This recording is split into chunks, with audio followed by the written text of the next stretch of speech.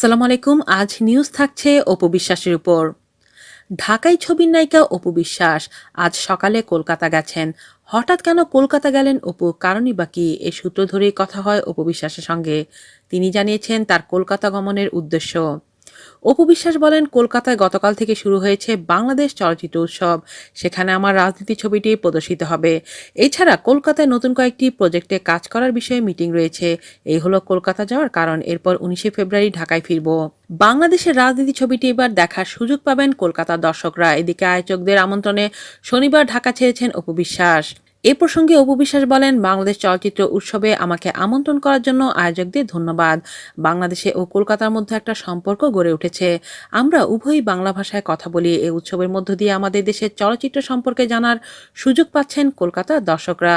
এই উৎসবে আমার অভিনীত রাজনীতি সিনেমাটি প্রদর্শিত হবে। আশা করছি বাংলাদেশের সিনেমাগুলো কলকাতার দর্শক উপভোগ করবেন। এছাড়া উৎসবে বাংলাদেশের জয়া আহসান, রিয়াজ, ফেরদৌস অংশ নিয়েছেন। উৎসব আয়োজন করে কলকাতার বাংলাদেশ উপ হাইকমিশন।